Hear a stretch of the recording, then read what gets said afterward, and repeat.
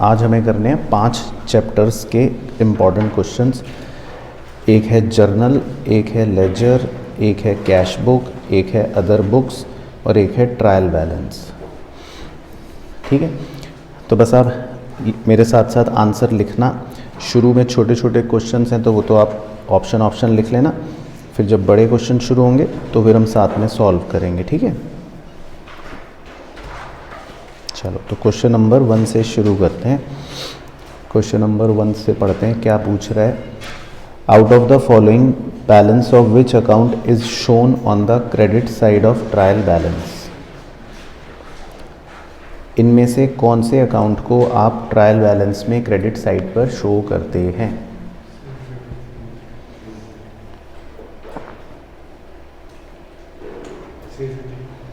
तो आपको कैसे पता?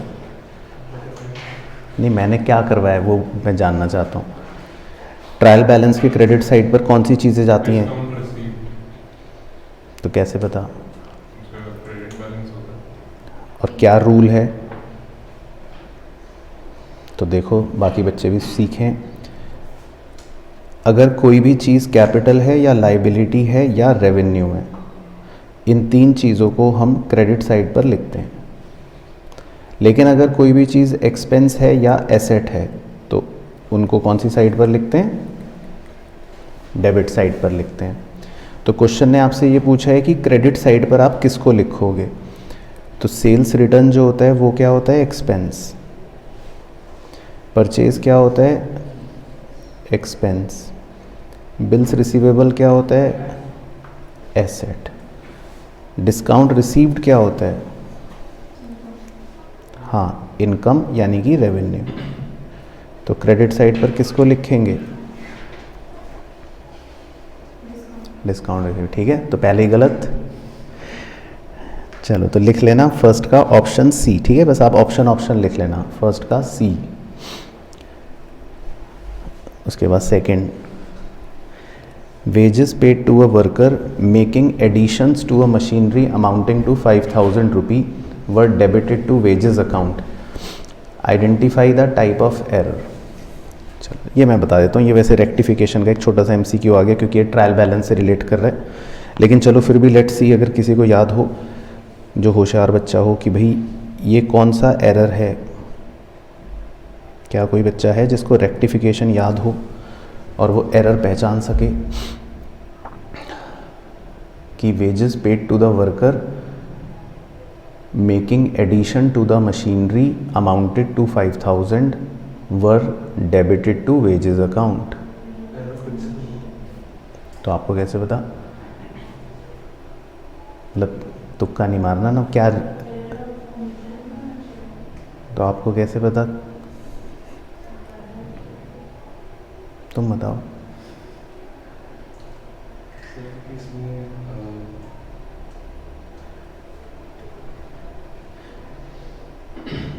चलो वैसे तो रेक्टिफिकेशन में भी सिखाऊंगा, लेकिन जब हम मशीन खरीदते हैं, मतलब परचेज़ करते हैं, एडिशन करते हैं, और उस समय वेजेस जो पे करते हैं उसको वैसे हम मशीन अकाउंट में ही डेबिट करते हैं, लेकिन हमने उसको गलती से वेजेस अकाउंट में डेबिट कर लिया। तो ये बेसिकली एरर होता है कि आप एक कैपिटल एक्सपेंडिचर को रेवेन्यू एक्सपेंडिचर ट्रीट कर रहे हो। तो ये एरर ऑफ प्रिंसिपल ही होता है। तो बस लिख लो सेकंड का आंसर सी। उसके बाद थर्ड, ये आप गलत बताओगे मुझे लग रहा है। Name of method of prepare, name the method of preparing trial balance. Trial balance को प्रिपेयर करने का मेथड।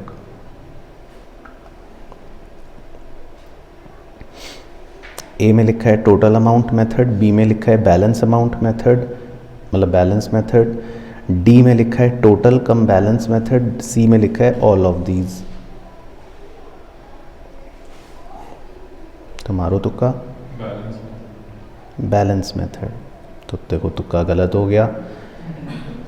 तो ऑल ऑफ दीज, ये तीनों ही ट्रायल बैलेंस को बनाने के मेथड होते हैं। टोटल वाला मेथड भी होता है, बैलेंस वाला मेथड भी होता है, और टोटल कम बैलेंस वाला मेथड भी होता है। लेकिन आपके लिए, आप क्लास 11th में खाली एक ही मेथड पढ़ते हो, बैलेंस मेथड। लेकिन थ्योरी के लिए वैसे तीनों ही मेथड्स होते हैं। चलो ठीक है, तो आप सही आंसर नोट कर लेना, कोई बात नहीं। चलो फोर्थ बताओ, ये इजी है। Sales account always shows, sales का कौन सा बैलेंस होता है? तो कैसे पता चलता है, क्या है रूल? सेल्स तो एक्सपेंस नहीं है, सेल्स तो रेवेन्यू है। तो आपको रेवेन्यू का बस याद रखना है, हमेशा कौन सा बैलेंस होता है? Credit balance. तो किन तीन चीज़ों का क्रेडिट बैलेंस होता है हमेशा याद रखना है? कैपिटल का, लाइबिलिटी का और रेवेन्यू का। हाँ ठीक है, तो सही है क्रेडिट बैलेंस। उसके बाद fifth, which of the following will be recorded as contra entry?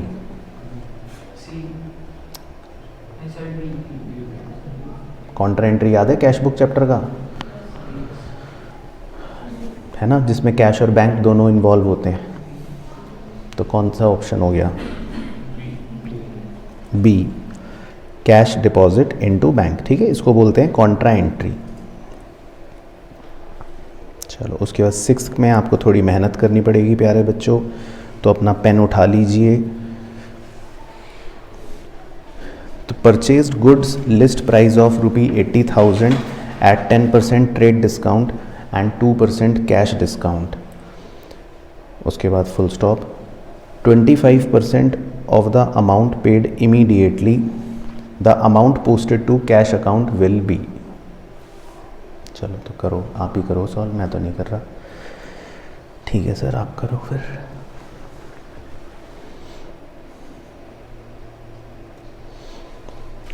तो 80,000 के गुड्स हैं, 10% उनका ट्रेड डिस्काउंट है, 2% उनका कैश डिस्काउंट है और 25% पैसे आपने इमीडिएटली पे कर दिए। 25% कह रहा है इमीडिएटली पे कर दिया है। तो पूछ रहा है कि कैश अकाउंट में आप कितना पोस्ट करोगे।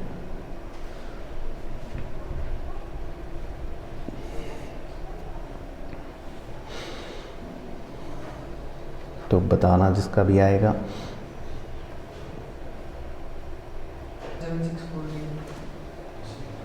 कितना आ रहा है? श्योर, कॉन्फिडेंट, लॉक कर दिया जाए? चलो मैं भी चेक कर लूँ फिर। तो 80,000 की वैल्यू है, पहले 10% ट्रेड डिस्काउंट माइनस कर दिया आपने, तो कितना आ रहा है? 72। फिर क्या करते हैं, इसका 25% निकाल लो, वो कितना आ रहा है? 18,000। Very good. और फिर कैश डिस्काउंट है 2%, तो 360 माइनस कर दो 18,000 में से, 17,640। Very good. चलो तो बाकी बच्चे भी सही आंसर पहले मार्क कर लो, बी 17,640। बाकी छोटी सी वर्किंग मैंने साइड में कर दी आपके सहूलियत के लिए। तो इसमें कोई डाउट? चलो ठीक है ना। तो ये याद रखना है इसमें मेन चीज़ कि जो कैश डिस्काउंट होता है वो सिर्फ कैश वाले पोर्शन पर ही पे करते हैं हम। तो उसने 25% पेमेंट कैश में करी थी, तो आपको पहले वो निकालना पड़ेगा और फिर कैश डिस्काउंट माइनस करना पड़ेगा। सही। चलो उसके बाद seventh, if goods of 20,000 are purchased on credit from Rati the, अब 4 में से आपको बताना है सही ऑप्शन क्या है, खुद पढ़ के।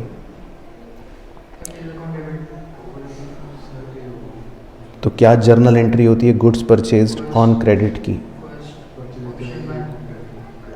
परचेज अकाउंट डेबिट टू रति। तो कौन से ऑप्शन में लिखा है ये? ऑप्शन 1A बिल्कुल सही। Purchase account is debited and Rati account is credited. सही। तो ऑप्शन 1A में लिखा है। ठीक है, ओके हो गया। ठीक है, पूछ लेना देखो जिसको ना समझ आए अगर कोई क्वेश्चन। फिर question number 8, what will be the journal entry if goods of 20,000 are purchased from Surabhi? Purchase account debit to cash account. तो कौन सा ऑप्शन? डी होगा मेरे हिसाब से। परचेज आपने करा 20,000 रुपये के goods for cash from Surabhi, तो क्या अकाउंट एंट्री होगी? ए नहीं होगी, डी होगी, क्योंकि जब हम कैश में परचेज करते हैं तो क्या एंट्री होती है? Purchase account debit to cash. अगर कैश नहीं लिखा होता तो फिर क्या होती? Purchase account debit to Surabhi. हाँ, फिर purchase account debit to Surabhi, ठीक है ना। तो इसमें हमने लेकिन कैश में परचेज करा है तो इसीलिए एंट्री होती है purchase account debit to cash. चलो 9 तो गलत बताओगे आप। A note sent by the buyer on return of goods is? Credit note. तो वेरी गुड, मैंने सही कहा था, आप गलत बताओगे। डेबिट नोट, ठीक है। तो याद रखना है, रट लेना। जब गुड्स रिटर्न किए जाते हैं, है ना, तब हम क्या बनाते हैं? नोट जो बनाते हैं उस नोट को बोलते हैं डेबिट नोट, ठीक है। तो ये याद कर लेना। उसके बाद 10th, total of sales book is posted to? तो जो हम सेल्स बुक बनाते हैं फिर उसका जो टोटल आता है वो कहाँ पोस्ट करते हैं? बताओ, देखो, मारो तुक्का है।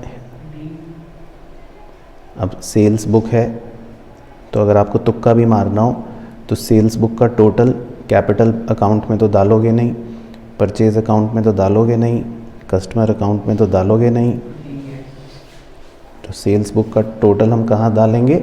सेल्स अकाउंट में, credit side of sales account. उसके बाद 11th, बस लास्ट MCQ है ये, 11। A trader made the following transaction, total of purchase book on the basis of this transaction will be? तो करो, थोड़ी सी मेहनत करनी है, पेन उठाकर। इसमें 4 ट्रांजेक्शन दे रखी हैं तो आपको ये बताना है कि 4 ट्रांजेक्शन्स के बाद परचेज बुक का क्या टोटल होगा, ठीक है। आपको ये फाइंड आउट करना है, total of purchase book. 4 transactions दे रखी हैं, 1 2 3 4।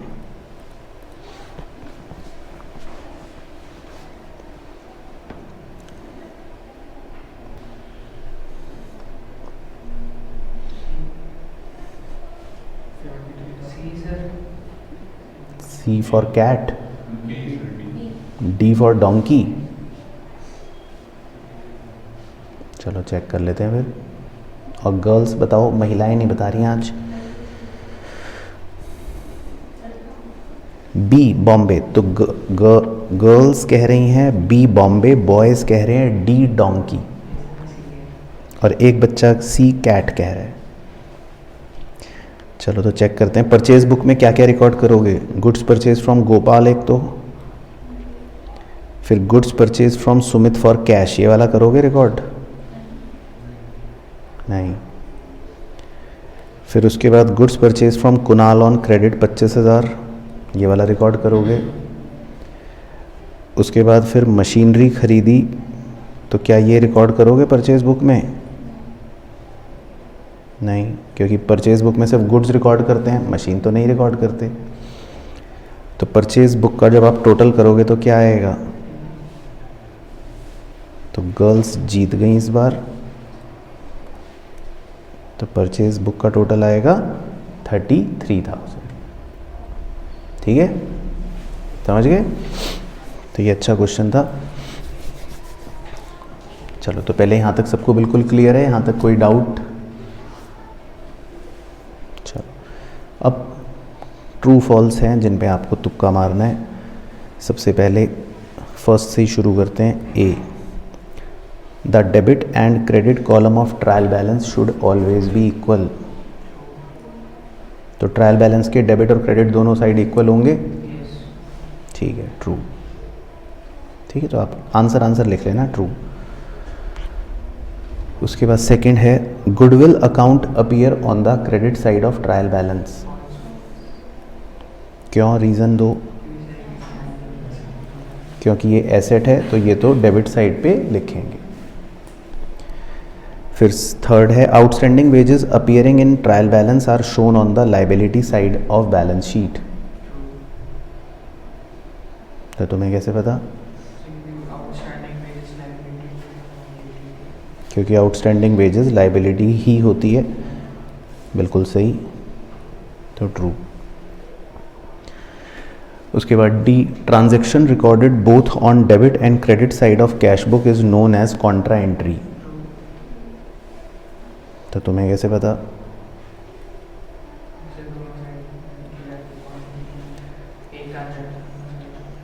तो कॉन्ट्रा एंट्री जो होती है वो कैश बुक में दोनों साइड ही रिकॉर्ड होती है, ठीक है ना, एक इधर एक इधर। उसके बाद next, transaction for receipt and payment are recorded in cash book. Cash book में आप रिसिप्ट और पेमेंट को रिकॉर्ड करते हो। रिसिप्ट मतलब पैसा आया, पेमेंट मतलब पैसा गया। ट्रू। तो कैश बुक में हम यही रिकॉर्ड करते हैं, बिल्कुल सही। उसके बाद next, goods bought for resale are referred as sales.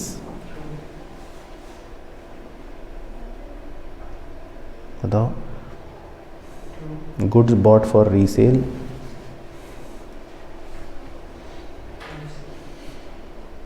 Are referred to as sales. बाकी बच्चों को कौन सा सांप सूंघ गया? चलो इधर से पूछता हूँ। फॉल्स, तो रीज़न बता, ऐसे तो तुक्का कुछ भी मार दोगे।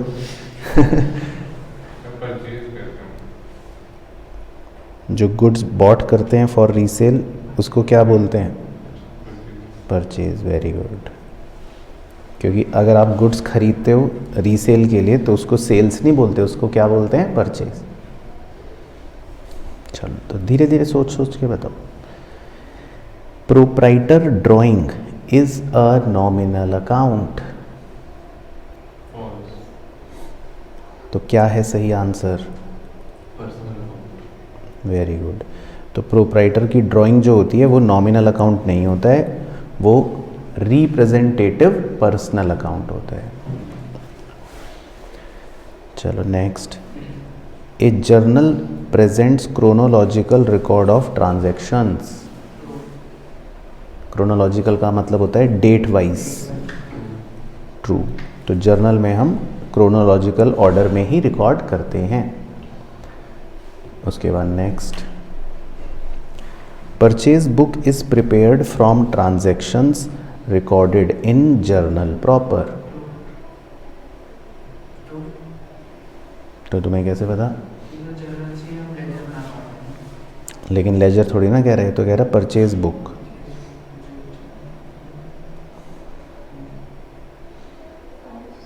Purchase book is prepared from the transactions recorded in journal proper.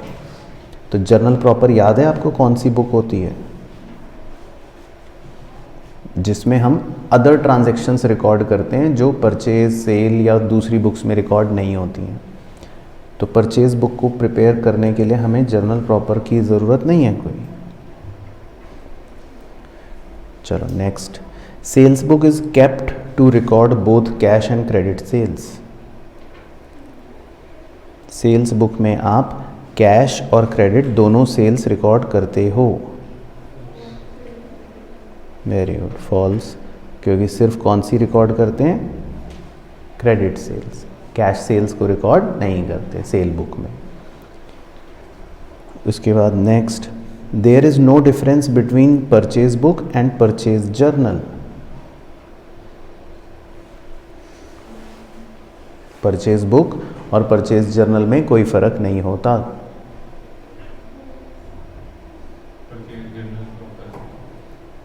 Purchase journal क्या होता है बताओ, वो मैडम से पूछते हैं।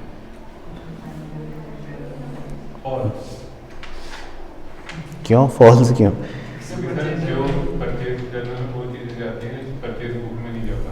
नहीं, वो तो जर्नल प्रॉपर होता है। ट्रू। बुक को जर्नल भी कहते हैं, तो कोई डिफरेंस नहीं है, चाहे हम बुक बोलें चाहे जर्नल बोलें। तो परचेज बुक भी बोल सकते हो, परचेज जर्नल भी बोल सकते हो। और last, goods returned by customer are recorded in returns inward book. जब कस्टमर हमें गुड्स वापस भेज देता है हमें, तो हम उसको रिटर्न इनवर्ड बुक में रिकॉर्ड करते हैं। तो कौन सी बुक में करते हैं? ट्रू, सेल्स रिटर्न बुक ही तो है ये। तो कस्टमर जब गुड्स रिटर्न करता है तो हम सेल रिटर्न बुक में ही तो रिकॉर्ड करेंगे। चलो, तो इसका मतलब ये कि ट्रू फॉल्स में आपकी बेइज्जती हो गई। बट क्लियर हो गया, कोई भी डाउट तो नहीं है? चलो, तो अब आप लंबी गहरी सांस ले लो एक। तो अब तक के जो क्वेश्चन थे वो तो वार्म अप क्वेश्चन थे। अब हमें थोड़ी मेहनत करनी पड़ेगी, मतलब हमें का मतलब है आपको ज़्यादा मेहनत करनी पड़ेगी, मुझे कम। तो क्वेश्चन नंबर 13 जो है ये एग्ज़ाम में 3 नंबर का एक क्वेश्चन है, जिसमें क्वेश्चन कहता है पास journal entries for the following transactions. ठीक है, तो आओ फिर थोड़ा सा अच्छे से कर लेते हैं, लिखकर मेरे साथ साथ ही लिख लो आप। तो लिखो सॉल्यूशन 13। तो फॉर्मेट एग्जाम में बनाओगे या नहीं बनाओगे? फिर नरेशन लिखोगे एग्जाम में कि नहीं लिखोगे? बताओ। ठीक है, तो इसीलिए अभी मत लिखो और अभी फॉर्मेट भी मत बनाओ, क्योंकि आप एग्जाम में बना लोगे। चलो, तो फर्स्ट पॉइंट है purchased machinery for 20,000 and paid 200 for its cartage. चलो सुनाओ जर्नल एंट्री, फिर लिखते हैं। और कितने रुपए? सही, वेरी गुड। तो लिख लो answer. Machine account debit 20,200 to cash account. तो हमने मशीन खरीद ली और 200 कार्टेज भी पे कर दिया, तो दोनों को जोड़कर लिख लेंगे machine account debit to cash account. उसके बाद नेक्स्ट है received a cheque of 4850 from X in full settlement of his account of 5,000। Cheque was immediately deposited in to the bank. आपको 4850 का चेक मिल गया इमीडिएटली, बैंक में आपने जमा भी कर दिया एक्स से, जिससे आपको 5,000 रुपये लेने थे फुल सेटलमेंट में।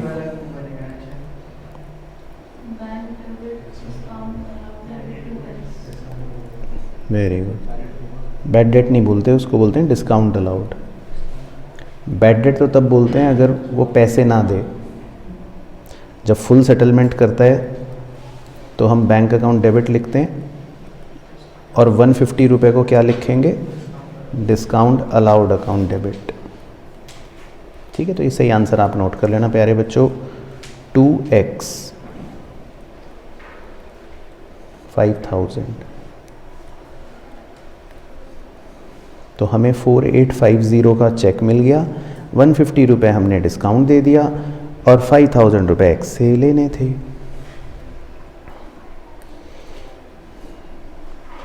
चलो, उसके बाद third, received a cheque first and final payment of 60 पैसे in a rupee from Y who owed us 10,000 रुपये। तो वाई 60%, हाँ, तो ठीक है। तो इसका मतलब है वाई से आपको 60% पैसे ही मिले। तो क्या एंट्री लिखते हैं? कैश अकाउंट लिख लेता हूँ। बैंक अगर चेक होता तो चेक मिला है। अच्छा, रिसीव्ड ए चेक, ओके, तो बैंक लिख लेते हैं। बैंक अकाउंट डेबिट, और जो पैसे नहीं मिले वो बैड डेट। सही, तो बैंक अकाउंट डेबिट 6,000 लिख लो, बैड डेट अकाउंट डेबिट 4,000 लिख लो, 2y 10,000। तो यहाँ तक बिल्कुल ओके है, कोई भी टेंशन तो नहीं किसी को? उसके बाद फोर्थ, ये भी इम्पॉर्टेंट ट्रांजेक्शन है, sold goods to Z for 10,000 at a trade discount of 20%. Next day a cheque was received from him after deducting 5% cash discount.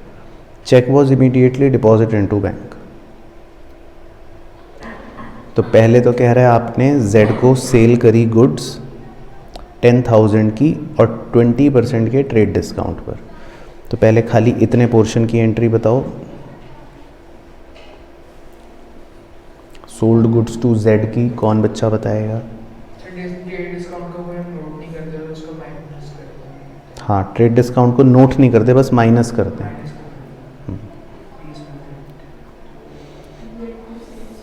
सही. तो पहले आप एक एंट्री नोट कर लो, Z account debit to sales 8,000. समझ गए 8,000 कैसे आया? ट्रेड डिस्काउंट माइनस करके. ठीक है. अब नेक्स्ट डे वाली बताओ. नेक्स्ट डे चेक रिसीव हो गया 5% कैश डिस्काउंट डिडक्ट करके और चेक आपने इमीडिएटली बैंक में जमा कर दिया. तो Z से चेक मिलने की एंट्री बताओ. चेक इन हैंड तब लिखते अगर डिपॉजिट सेम डे ना करते. कैश डिस्काउंट कैसे लगेगा इसमें? वो तो आप बताओ. नहीं लगेगा इसमें कैश डिस्काउंट. क्यों कैश डिस्काउंट क्यों नहीं लगेगा? पेमेंट कैश नहीं, बैंक और कैश एक ही बात होती है. पैसे तो मिल गए तो कैश डिस्काउंट तो दो गई. पर नेक्स्ट डे मिलेगा हैंड टू हैंड. नहीं, हैंड टू हैंड ही होता है. नेक्स्ट डे क्या भाई, 11:59 PM पर तुमने सामान बेचा, उसने कहा बस मैं आ रहा हूँ, 2 मिनट बाद वो आ गया. तो ये थोड़ी ना कि तुम कहोगे नहीं नहीं अब नहीं दूंगा कैश डिस्काउंट. तो नेक्स्ट डे में क्या हो गया? तो ऐसा कुछ नहीं है. नेक्स्ट डे हो चाहे कभी भी हो, डिस्काउंट तो क्वेश्चन ने बोल ही दिया ना कि दे दिया. तो बताओ फिर क्या एंट्री. पहले बैंक में कितने रुपए मिलेंगे ये बताओ.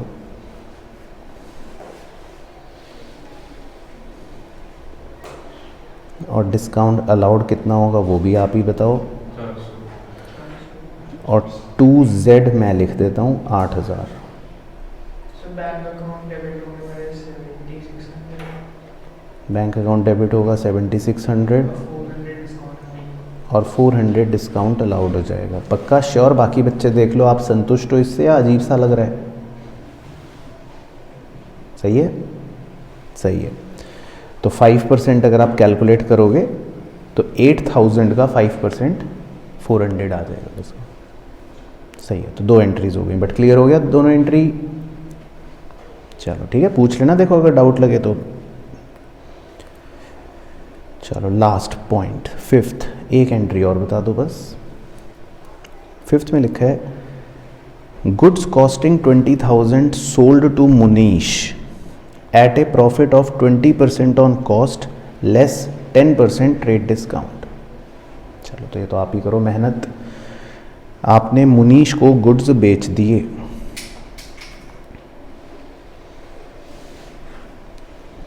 तो जर्नल एंट्री यहाँ लिख देता हूँ ऊपर.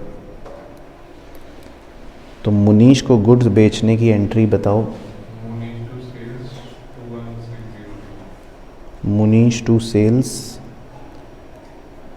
अब अमाउंट गर्ल्स से पूछ लेते हैं.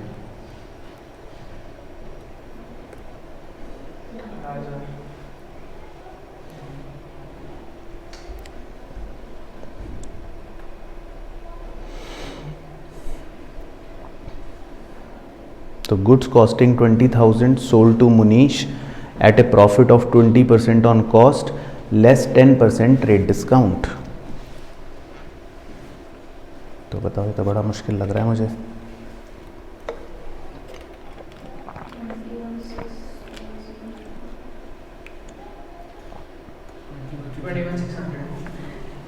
पक्का श्योर? चेक कर लूँ, क्रॉस चेक कर लूँ. तो पहले 20,000 में 20% प्रॉफिट ऐड करो तो कितना आ रहा है?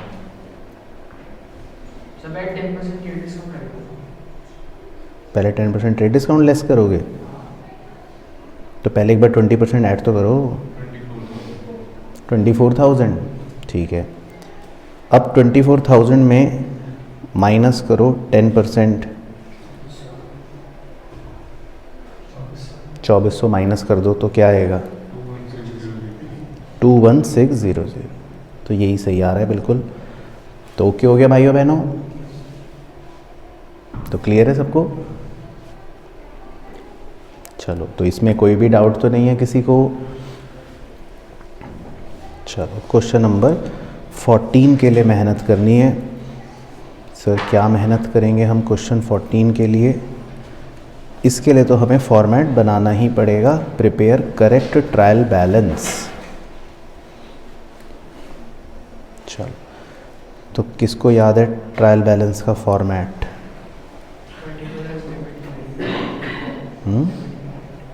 हाँ, इसमें तो 3 ही कॉलम होते हैं बस।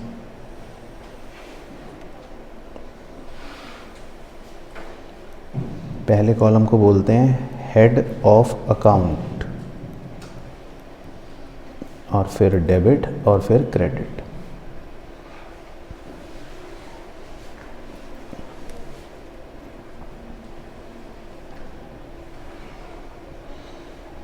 चलो ठीक है, तो इसमें पहले ना सारे आइटम्स नोट कर लेते हैं। कहाँ हैं सारे आइटम्स? ये रहे। तो एज इट इज़ नोट कर लेते हैं। एडजस्टेड परचेज, फिर क्लोजिंग स्टॉक, फिर डेटर्स, फिर क्रेडिटर्स, फिर फिक्स्ड एसेट, फिर ओपनिंग स्टॉक, फिर एक्सपेंसेस, फिर सेल, फिर कैपिटल। टोटल 9 आइटम्स दे रखे हैं, है ना। और उसने ये ट्रायल बैलेंस हमें बनाकर दे रखा है, लेकिन लिखा है in which there are certain mistakes, इनमें कुछ गलतियां हैं। तो हमें बस सही वाला ट्रायल बैलेंस बनाना है, ठीक है। तो ये गलत वाला है, हमें सही वाला बनाना है। चलो, तो पहले आपको खुद करना है या मेरे साथ चेप के करना चाहते हो? बताओ इशिता। Very good. तो पहले आप खुद कर लो। तो आपको 4 मिनट मिलते हैं, खुद ट्राई करो, फिर मैं भी करूँगा आपके साथ पूछ के। अब एडजस्टेड परचेज कौन बच्चा बताएगा? ये तो होशियार बच्चे को ही पता हो सकता है। क्या होता है ये?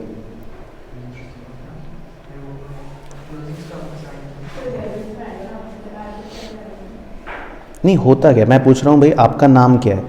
आप कह रहे हो मैंने सुबह एप्पल खाया।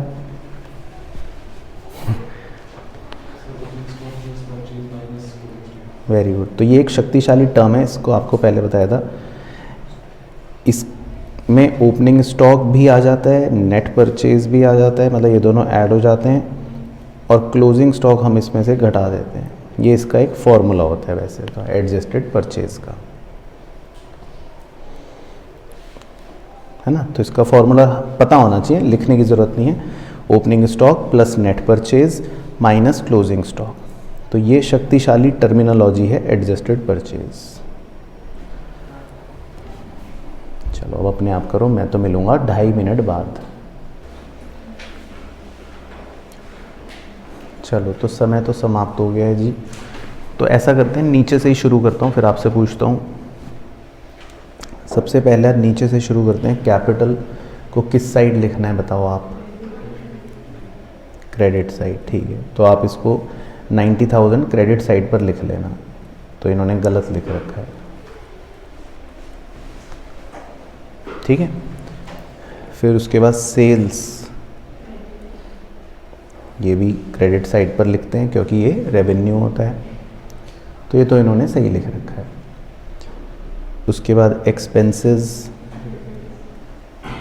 डेबिट, क्योंकि एक्सपेंस को हम डेबिट साइड पे लिखते हैं। तो ये इन्होंने गलत लिख रखा है, आप डेबिट साइड पर लिख लेना। तो यहाँ तक आप संतुष्ट हैं प्यारे बच्चों? उसके बाद ओपनिंग स्टॉक,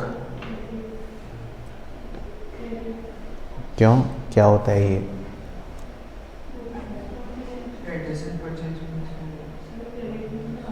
नहीं, क्या होता है क्लियर के हिसाब से बताओ, क्या है ये? लाइबिलिटी। तो देखो ल्यूकस पैसियोली की आत्मा रो रही है कि बच्चा स्टॉक को लाइबिलिटी कह रहा है। गलत हो गया ना, देखो कॉन्सेप्ट है ना। हाँ तुम बताओ। ओपनिंग स्टॉक तो रिकॉर्डिंग ही करेंगे। हाँ वेरी गुड। तो तुम्हें इतनी गहरी बात कैसे बता दो?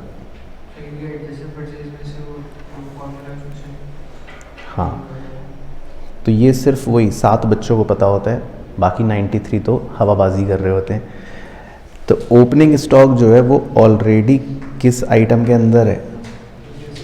एडजस्टेड परचेज के अंदर होता है। तो आपको ओपनिंग स्टॉक को अलग से रिकॉर्ड करने की ज़रूरत ही नहीं है। तो आप ओपनिंग स्टॉक को रिकॉर्ड ही मत करना, ट्रायल बैलेंस में लिखना ही मत, क्योंकि ओपनिंग स्टॉक एडजस्टेड परचेज के अंदर ही आ जाता है। चलो बहुत बढ़िया। उसके बाद फिक्स्ड एसेट्स, ये कहाँ लिखना है? डेबिट, ठीक है, ये तो एसेट हो गया। उसके बाद क्रेडिटर्स, लाइबिलिटी है ना, क्रेडिट, तो ये तो इन्होंने सही लिख रखा है। उसके बाद डेटर्स एसेट है, तो इसको आप डेबिट साइड पे लिख लेना, इन्होंने गलत लिख रखा है। उसके बाद क्लोजिंग स्टॉक,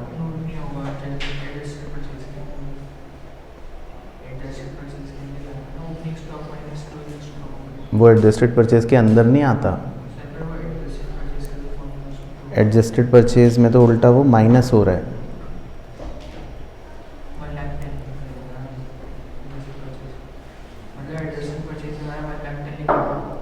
नहीं, एडजस्टेड परचेज तो 150 जो गिवन है, देखो वैल्यू तो हम वही लिखेंगे जो गिवन है। परचेज, हाँ परचेज जो होता है वो इसके अंदर इंक्लूडेड होता है। तो अगर क्वेश्चन में परचेज भी दिया होता तो फिर मैं ना लिखता, क्योंकि परचेज भी इसके अंदर ही हो जाता। तो क्लोजिंग स्टॉक क्या है बताओ? एसेट होता है, तो इसको आप डेबिट साइड पे लिखना, इन्होंने गलत लिख रखा है।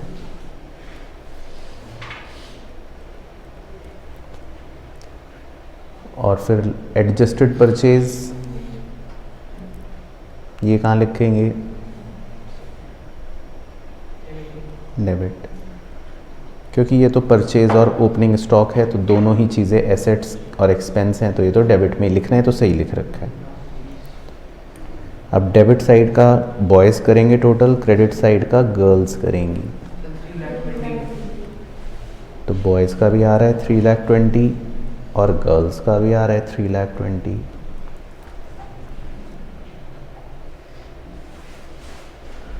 ठीक है, चलो तो ये बुक का क्वेश्चन है वैसे, और जब हमने करा था तो मैंने आपको इसमें इंपॉर्टेंट भी मार्क करवाया था, ठीक है, याद रखना इंपॉर्टेंट क्वेश्चन है। चलो क्वेश्चन नंबर अब 15 पर चलते हैं। ये एक 4 नंबर का क्वेश्चन है, जिसमें हमको सिंपल जर्नल एंट्रीज करनी है। अब इसमें डेट्स भी दे रखी हैं, वैसे तो एग्ज़ाम में आप डेट का कॉलम बनाकर करना, लेकिन अभी छोड़ दो। चलो 1 मार्च से बताना, फिर नोट करेंगे। Paid into bank for opening a current account 25,000।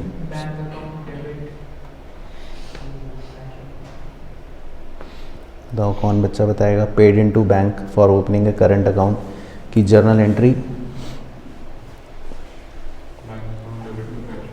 सही, तो लिख लो आंसर, फर्स्ट का आंसर लिख लो, bank account debit to cash account. हाँ सही बोला था, लेकिन तुमने इतनी जल्दी सही बोल दिया कि मुझे लगा बाकी बच्चे तुम्हारा सुन के ना बता देना। तो बट ठीक है, bank account debit to cash account. उसके बाद नेक्स्ट है goods purchased and payment made by cheque. ठीक है, very good. Purchase account debit to bank account.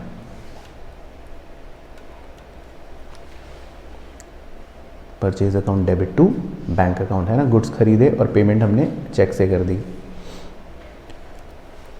उसके बाद 8 मार्च को cash cell 40,000, out of this amount 30,000 deposit in the bank. और कितने कितने रुपए? 10, 30 और 70 नहीं, 10, 30 और 40।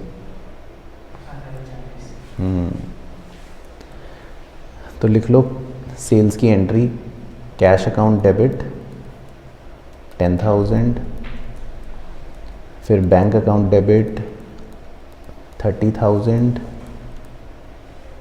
टू सेल्स अकाउंट 40,000, है ना। तो 40,000 की सेल हुई, जिसमें से 10,000 तो कैश में रख लिए, बाकी 30 हमने बैंक में जमा कर दिए। ठीक है, तो वो क्यों वाला। उसके बाद 10th very easy, withdrawn for private use. सही, तो लिख लो इसका answer, drawings account debit to cash account.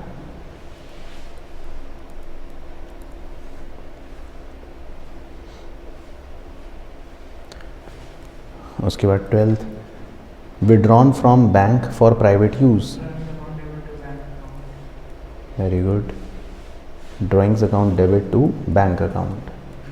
तो प्राइवेट यूज़ के लिए कभी भी पैसे निकालते हैं तो हम उसको ड्राइंग्स बोलते हैं।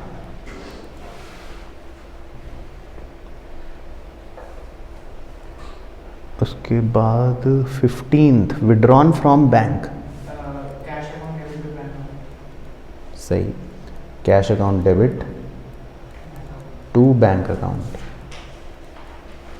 तो ये वैसे कॉन्ट्रा एंट्री होती है, लेकिन जर्नल एंट्री है cash account debit to bank account. फिर उसके बाद लास्ट गलत बताओगे आप शायद, हैं fixed deposit account debit to current account. Placed on fixed deposit account at bank by transferring from current account. का fixed deposit account debit to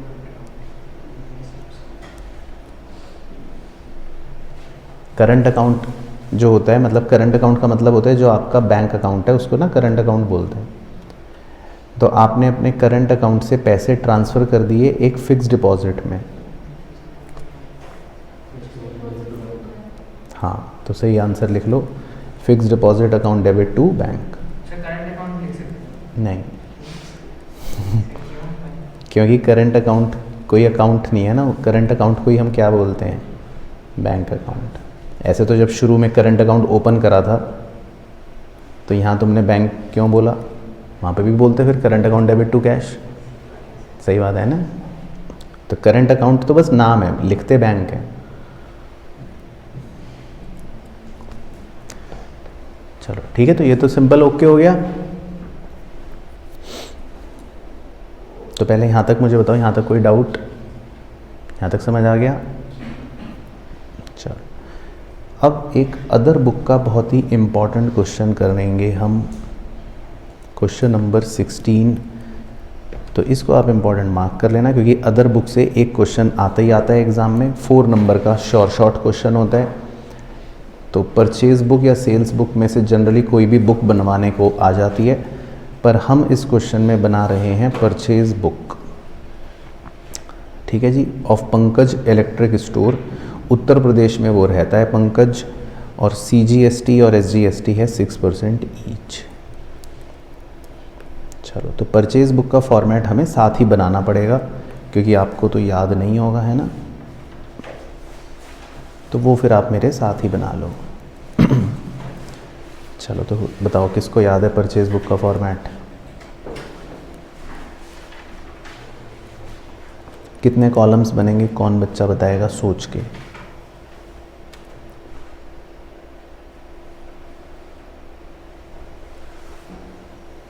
पहला कॉलम बताओ, फिर दूसरा,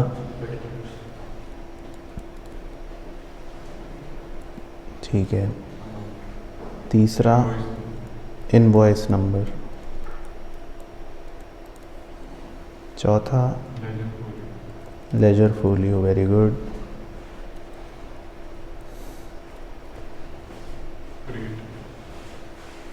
नहीं, पहले डिटेल्स, फिर मतलब पहले कॉस्ट, फिर इसमें आपका इनपुट CGST भी है,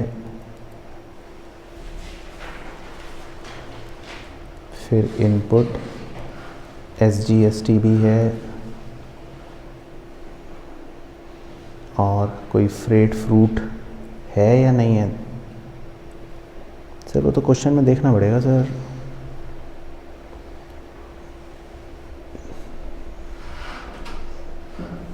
तो इसमें फ्रेट नहीं है तो बच गए हम। अगर फ्रेट होता तो फिर हम एक फ्रेट का भी कॉलम बना लेते। तो फ्रेट का कॉलम बनाने की ज़रूरत नहीं है, बस फिर क्या बनाने लास्ट कॉलम टोटल। ठीक है, तो घर से याद करके जाना फॉर्मेट, ताकि एग्ज़ाम में आगे वाले से चेपना ना पड़े बल्कि पीछे वाला आपसे चेपे। ठीक है, तो तैयारी ऐसी करके जानी है कि आपको आगे वाले से ना चेपना पड़े बल्कि पूरी क्लास आपको परेशान करे। चलो अब कैसे रिकॉर्ड करना है वो भी बताओ। पहले ट्रांजैक्शन पढ़ लेते हैं, आ जाओ। तब तक आप लाइनें बना रहे हो तब तक मैं पढ़ लेता हूँ। 2 जून को लिखा है purchased goods from Suraj electric store Uttar Pradesh on credit. Invoice number है 480। और आपने क्या क्या ख़रीदा? 40 ट्यूबलाइट्स खरीदी 500 रुपये ईच की, और 15 टेबल फैंस खरीदी 2000 रुपये ईच की, और ट्रेड डिस्काउंट 20%। चलो तो बताओ, किसी को याद है कैसे रिकॉर्ड करते हैं? पहले सूरज इलेक्ट्रॉनिक स्टोर लिखेंगे। ठीक है, तो पहले तो हेडिंग में सूरज इलेक्ट्रिक स्टोर मतलब नाम लिख लेते हैं अपने क्रेडिटर का। फिर डेट के कॉलम में डेट लिख लो आप 2 जून। इनवॉइस नंबर के आगे 480 लिख लो इनवॉइस नंबर। अब पर्टिकुलर में वो सामान लिख लो जो भी आपने ख़रीदा सूरज से। 40 ट्यूबलाइट्स तो 40 ट्यूबलाइट एट द रेट 500। तो करो 40 इंटू 500,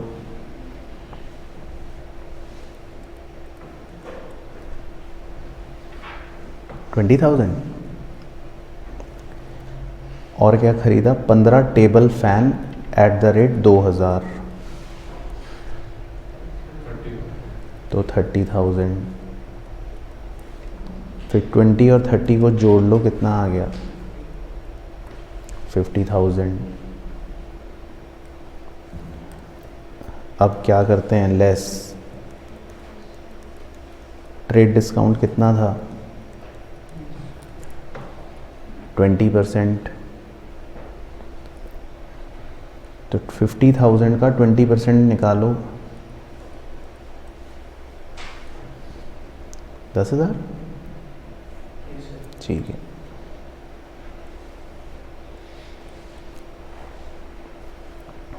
तो 50 में से 10 गया, कितना बचा? 40,000। ठीक है, तो ये बेसिकली वैसे कॉस्ट होती है। अब इसमें क्या ऐड कर देंगे? CGST 6% और SGST 6%। तो 6% बताओ 40,000 का।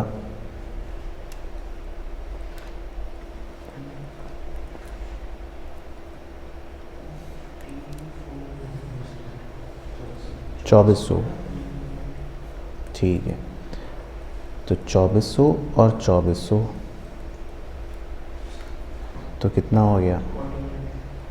44,800। 44,800। तो अब लास्ट वाले कॉलम में इसको शो करते हैं अलग अलग, कैसे वो देख लो। कॉस्ट में कितना शो करोगे? 40। इनपुट CGST और इनपुट SGST और टोटल 44,800। तो इस तरह से रिकॉर्ड करते हैं। तो एक आदमी से ख़रीदने की रिकॉर्डिंग ऐसे होती है। तो आप देखोगे आपको बिल्कुल क्लियर हो गया। अब अगली 2 रिकॉर्डिंग अपने आप कर पाओगे सेम इसी तरह से परचेज बुक की। तो पहले आइटम लिख लेना, फिर लेस ट्रेड डिस्काउंट कर देना, फिर जो भी लेस करके आता है उसको कॉस्ट बोलते हैं, और फिर ऐड कर लेना CGST और SGST। तो इसमें किसी को डाउट तो नहीं? क्लियर हो गया? चलो, तो अब अगले ट्रांजैक्शन आप रिकॉर्ड करना। आपको मिलते हैं सर कितनी देर, 4 मिनट। तब तक पढ़ लेता हूँ। एक तो bought goods from new light traders Rampur, एक तो आपने न्यू लाइट ट्रेडर्स से उत्तर प्रदेश में ख़रीदा ऑन क्रेडिट, इनवॉइस नंबर 2310। और इसी तरह 20 तारीख को भी purchased goods from Ravi electric Kanpur Uttar Pradesh, वो भी उत्तर प्रदेश में ही है, क्रेडिट पर ख़रीदा, इनवॉइस नंबर 1508। तो न्यू लाइट ट्रेडर्स से तो आपने 10 सीलिंग फैंस @3000 खरीदे और 20 इलेक्ट्रिक आयरन्स @500 खरीदे। ट्रेड डिस्काउंट 10% है।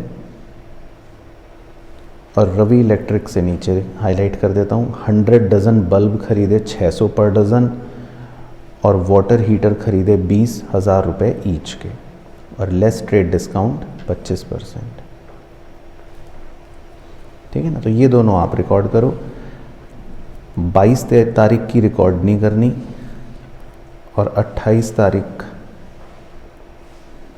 की भी रिकॉर्ड नहीं करनी। सर ये क्या कह रहे हो? चलो हो गया। तो 22 और 28 की बताओ रिकॉर्ड क्यों नहीं करनी? 22 तारीख की तो कैश में खरीद रहे हो और 28 तारीख की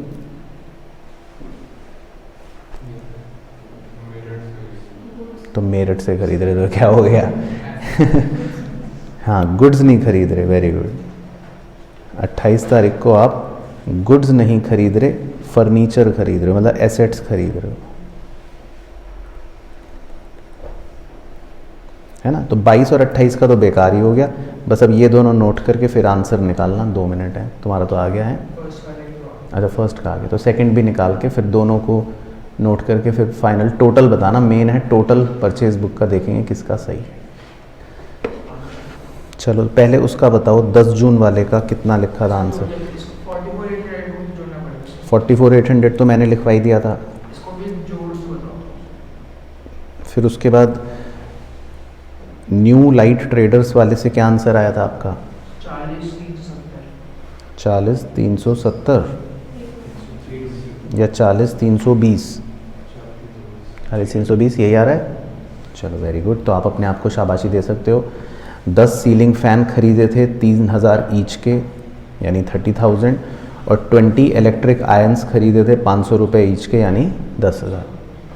टोटल हो गया 40,000, लेस 10% ट्रेड डिस्काउंट 4,000 माइनस हो जाएगा, तो कॉस्ट आ जाएगी 36,000 और CGST SGST 6% आ जाएंगे 2160 ईच। तो सेकंड वाले में आप संतुष्ट हो? 41,320 40,320। चलो, तो किसकी गलती? ठीक है। फिर थर्ड वाले का भी बता दो आंसर, लास्ट वाले का। रवि इलेक्ट्रिक से क्या आंसर आ रहा था? 67,200। सही है, तो बिल्कुल सही आ रहा है। कॉस्ट है इसमें 60,000 और 6% ईच CGST SGST आ जाएगा 3600। तो कंप्लीट परचेज बुक का टोटल कितना आ गया? 15,33,200 और कॉस्ट का टोटल 1,36,000 और CGST और SGST इसके टोटल 8,160 ईच। तो बस अब 2 क्वेश्चन बचे हैं, लेकिन पहले हम ये वाला करेंगे, क्वेश्चन नंबर 18। क्यों सर पहले ये क्यों करेंगे? क्योंकि कैश बुक बनानी है इसमें, है ना, तो वो भी कवर हो जाएगा अपना। तो enter the following transactions in the cash book with cash and bank column. तो एग्ज़ाम में देखो आपका 2 कॉलम वाली ही कैश बुक आएगी। तो पहले हम कैश बुक का फॉर्मेट बना लेते हैं, आ जाओ।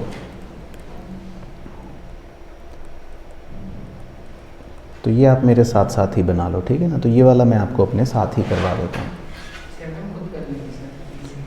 हाँ नहीं, तुम तो कर लोगे, तुम होशियार हो, लेकिन क्यों सारे बच्चे 7 बच्चों में थोड़ी ना है, कुछ बच्चे मेरी तरह 93 में भी तो हैं।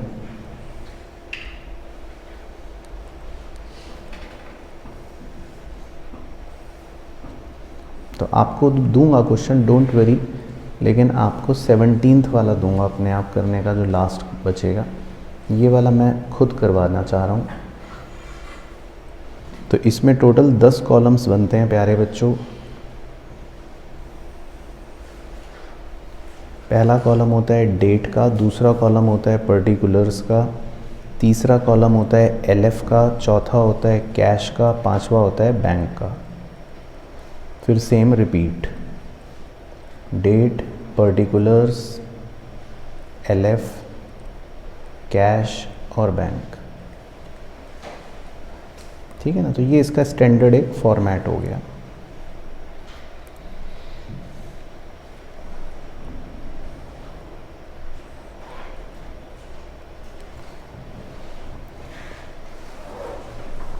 चलो अब आपसे पूछ लेता हूँ, क्योंकि आप काफ़ी उत्साहित हो। तो सबसे पहले 1 जून बताओ, लिखा है कैश इन हैंड 800 और बैंक ओवरड्राफ्ट 5700, ये कहाँ रिकॉर्ड करते हैं? Sir cash in hand debit में वो हमारा credit cash side, bank overdraft हमारा क्रेडिट साइड होगा। ठीक, बैंक की तरफ। ठीक है। और पर्टिकुलर में क्या लिखेंगे? Cash in hand and bank overdraft. नहीं, पर्टिकुलर में लिखते हैं टू बैलेंस ब्रॉट डाउन। हाँ, तो कैश वाला 800 तो आप डेबिट साइड पे लिख लेना, लेकिन बैंक ओवरड्राफ्ट को by balance brought down credit side पर लिखना है। तो पहले ये वाली क्वेश्चन की चालाकी सबको याद रहेगी, बैंक ओवरड्राफ्ट को क्रेडिट साइड पर लिखते हैं। चलो अब आगे नेक्स्ट पूछता हूँ आपसे। Received a cheque from Babli 3250। Debit side में बैंक गलत। 7 तारीख को सिर्फ चेक रिसीव हुआ है। तो वैसे तो इसकी ना जर्नल एंट्री होती है, वो आप मत करो, मैं ऐसी हवा में कर देता हूँ आपके लिए। चलो इसमें अक्सर लिखनी पड़ती है पेपर में हाँ लिखनी पड़ भी सकती है, और अगर आपकी स्कूल की टीचर शरीफ है तो मत लिखना है, और स्कूल की टीचर अगर शातिर है तो लिख देना।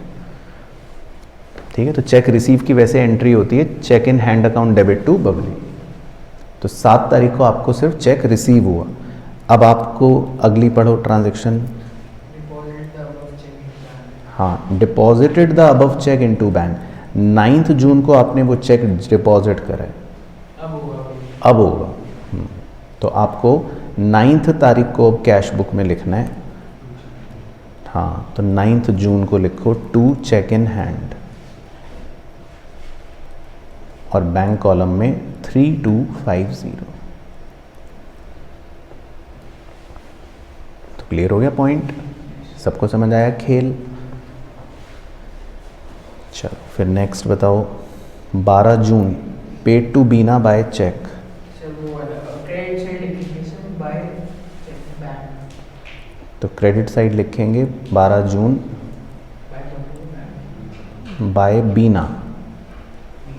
हाँ, बीना को चेक दिया ना आपने, तो bye Bina 2425।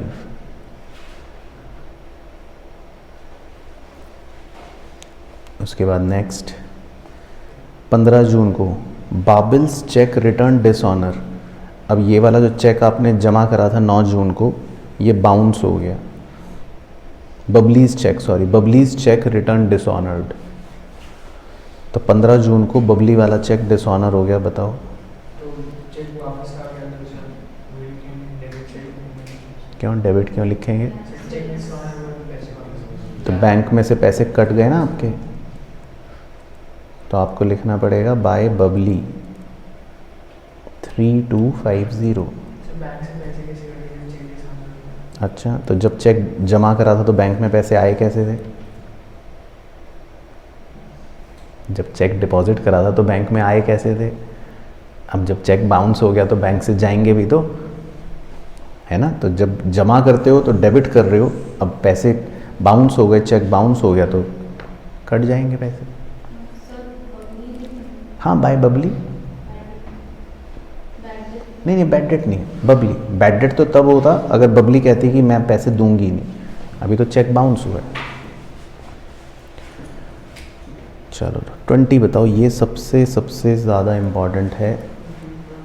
Withdrew from bank for office use. Sir credit side लिखेंगे, डॉट्स बाय डॉट्स करके। अच्छा, ऑफिस यूज़ है, कॉन्ट्रा एंट्री है। कैश में बढ़ गया पैसे और बैंक में कम हो गए पैसे, तो इसको बोलते हैं कॉन्ट्रा एंट्री। तो कॉन्ट्रा एंट्री ग्रीन कलर से दिखा रहा हूँ कैसे रिकॉर्ड करनी है, देख लो। पहले तो डेबिट साइड में भी लिखोगे आप टू बैंक और एक सी का सिंबल बनाओगे और कैश में लिख लोगे 250। और फिर क्रेडिट साइड पर भी लिखना है आपको 20 जून, क्या लिखोगे, बाय कैश, और सी का सिंबल बनाओगे और बैंक में लिख लोगे 250। तो क्लियर हो गया भाइयों बहनों, कॉन्ट्रा एंट्री। कैश में पैसे बढ़ गए और बैंक में पैसे कम हो गए, है ना। तो कॉन्ट्रा एंट्री एग्जाम में ज़रूर आती है। उसके बाद 25 जून को क्या कह रहा है, cheque receive from Mohan Das and endorsed in favour of Kishore on 28 जून।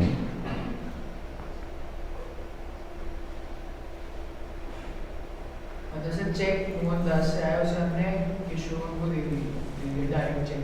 हाँ, तो पहले चेक आया मोहन दास से, चेक इन हैंड और बाय रिकॉर्ड नहीं करेंगे सर इसे। कट जाएगा तो रिकॉर्ड नहीं करेंगे ना। ठीक है। और वो चेक फिर किसको दे दिया, किशोर को दे दो, कट जाएगा। सही, किशोर को दे दिया। तो ये ट्रांजैक्शन आपस में ही कट जाएगी। तो पहले चेक मिला मोहन दास से और फिर वो चेक आपने किशोर को ही दे दिया। तो बस मतलब चेक आया, चेक चला गया, तो ये हमारे कैश बुक में फिर रिकॉर्ड ही नहीं होएगा। चलो बहुत बढ़िया, तो इसको तो छोड़ दो फिर। उसके बाद 30 जून बताओ, income tax paid by check.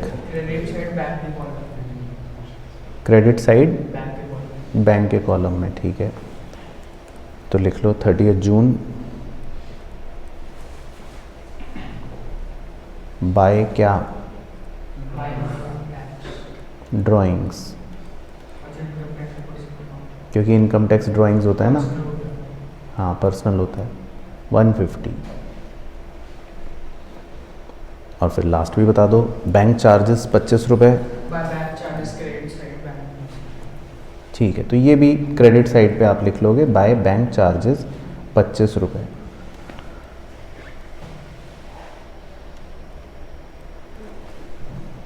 चलो, तो कैश कॉलम का टोटल मैं बताऊंगा और बैलेंस मैं बताऊंगा।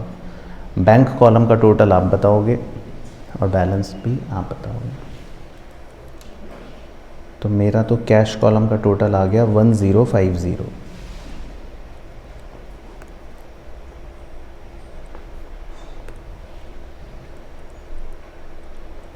और मेरा तो कैश कॉलम का बैलेंस भी आ गया 1050। अब बैंक कॉलम का टोटल आप बताओगे ब्लू कलर में। 11,800। 11,800, ठीक है। अब 11,800 में से 3250 माइनस करके बैलेंस बताओ।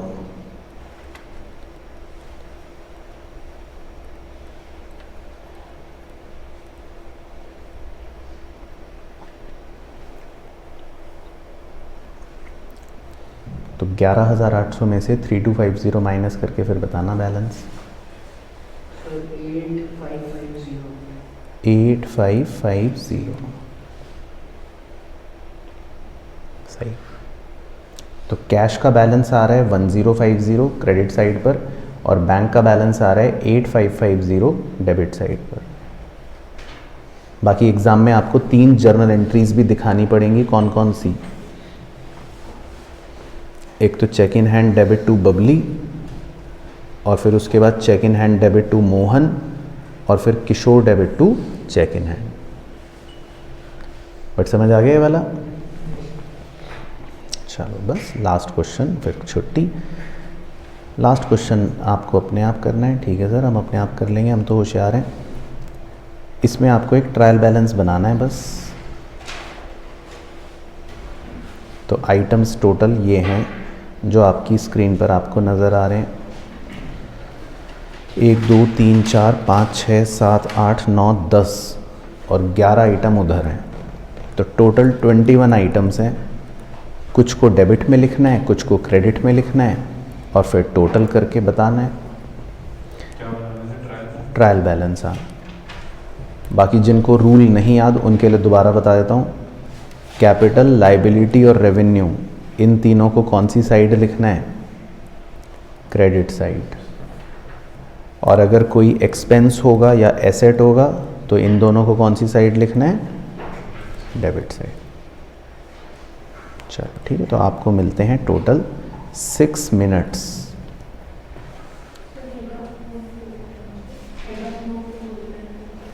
हाँ, फॉर्मेट तो बनवा दिया था ना ट्रायल बैलेंस का पिछले क्वेश्चन में, वैसे ही सेम बनाना है।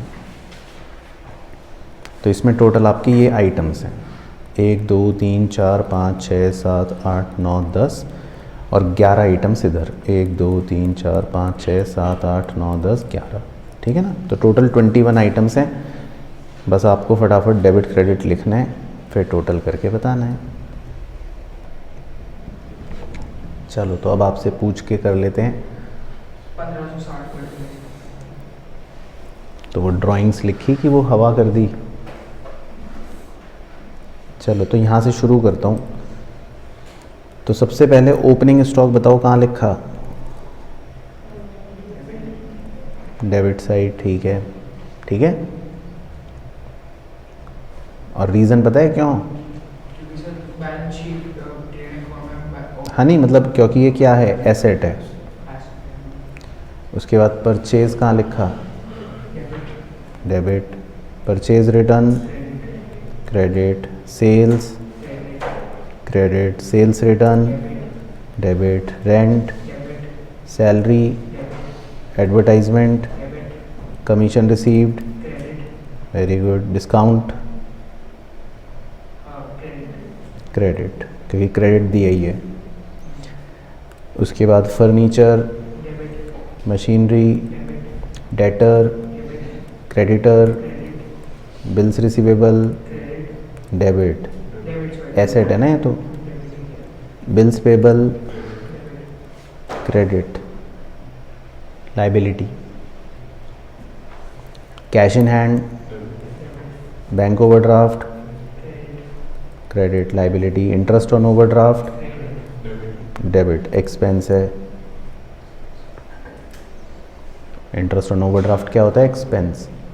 Capital credit. Drawing debit. चलो, तो अब टोटल करो। ये डेबिट वाले हैं ब्लू कलर वाले,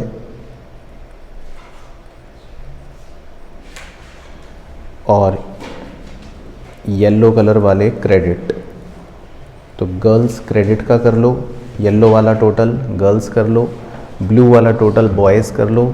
फिर बताओ ट्रायल बैलेंस का टोटल क्या आएगा?